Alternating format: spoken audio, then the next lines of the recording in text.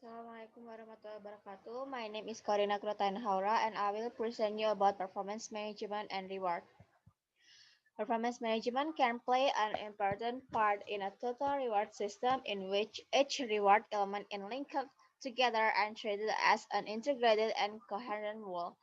These elements comprise base pay, contingent pay, employee benefit, and non-financial rewards, which include intrinsic rewards from the work itself. It is sometimes assumed that the main purpose of performance management is generate ratings to inform contribution or performance-related pay decision. So nothing could be further from the third. Performance management can provide for a whole range of rewards in order to encourage job engagement and promote commitment. These rewards can take the form of recognition through the feedback of our and then the opportunities to achieve and the scope to develop skills and guidance on career paths. All these are non-financial rewards, which can make a longer lasting than more powerful impact in financial rewards. Performance management and non-financial rewards. Non-financial rewards are provided by performance management through recognition, the provision of opportunities to success, skill development, and career planning, and enhancing the job engagement and commitment. And then performance management and non-financial reward, there are performance management and recognition. Performance management involves recognizing people's achievement and strengths. They can be informed through feedback about how well they are performing by reference to achievement and behavior. They can be thanked formally and informally for what they have done, and then they can be helped to understand how they can do even better by taking action to make the best use of the opportunities the feedback has revealed. And then performance management and profession of opportunities to achieve. So performance management processes are founded on joint agreement between a manager and their people on what the rules of the latter are and how they can be developed. Uh, and it is therefore an essential part of job role design and development activities. And then performance management and skill development. Performance management can provide a basis for motivating people by enabling them to develop their skills. It provides a great framework for coaching and support to enhance and focus learning.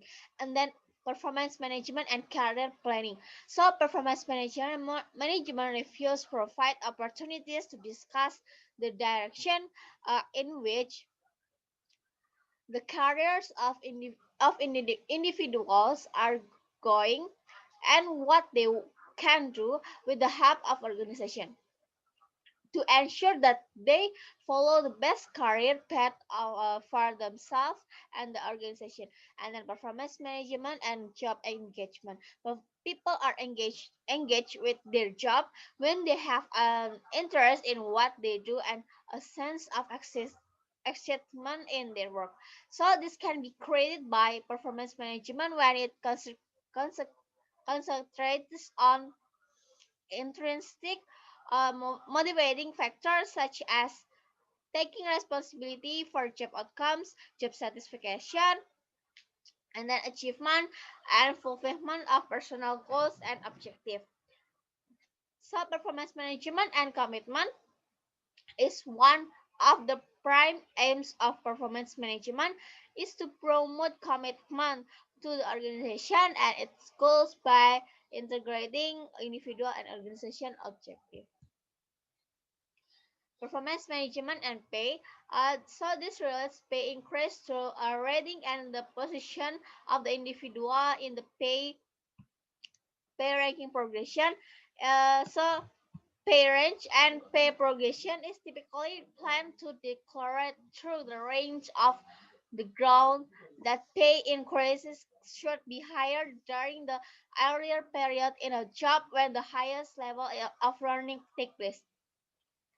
So the large proportion of organization like 40% of respondents to the 2004 awards phrase. So this used the somewhat mechanistic approach, but quite a few organizations don't use writing at all.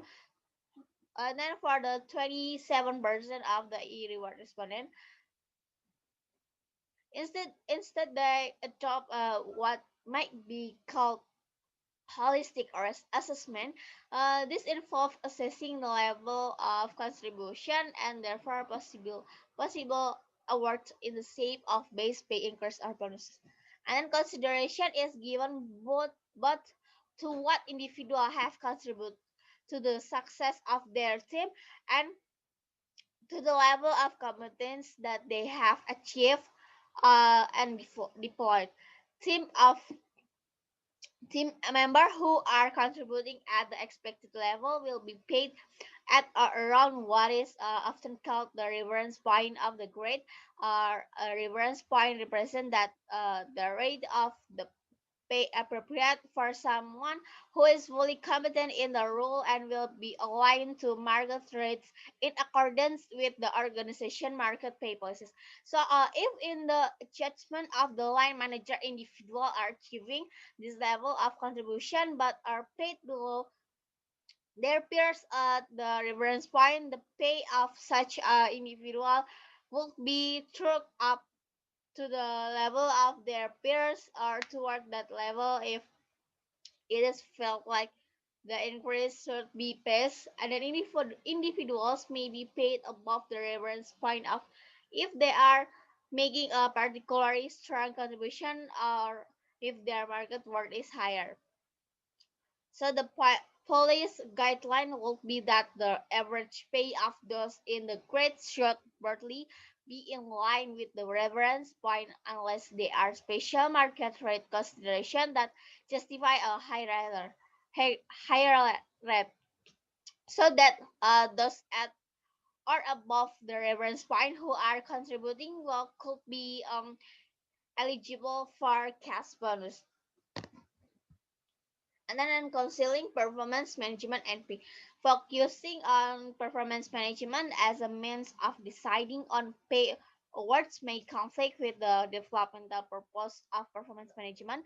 This is likely to be the case if ratings are used like the performance review meeting will concentrate on the rating that emerge from it and how much money will be forthcoming. Issues concerning development and the non-financial reward approach discussed earlier with will be subordinate to this preoccupation with pay, and many organizations attempt to get over this problem by they have to holding development and pay review meeting on spreadsheets, and then they often several months apart like this the coupling, and some such as like Halibaba's as described earlier do without formulated approach like ratings and payment metrics altogether. So, although it is impossible to dissociate contingent pay completely from some from assessment, the problem of reconciling the developmental aspect of performance management are appraisal and pay has been with us for decades. So, for the conclusion, all these are non-financial rewards which can make a long-lasting and more powerful impact than financial reward. Performance management is or should be about developing people and rewarding them in the broader sense. Approach to using performance management to provide non-financial rewards are discussed. Uh, and then the rest of the chapter deals with the performance management and P. Okay, thank you. That's all for my presentation. Thank you.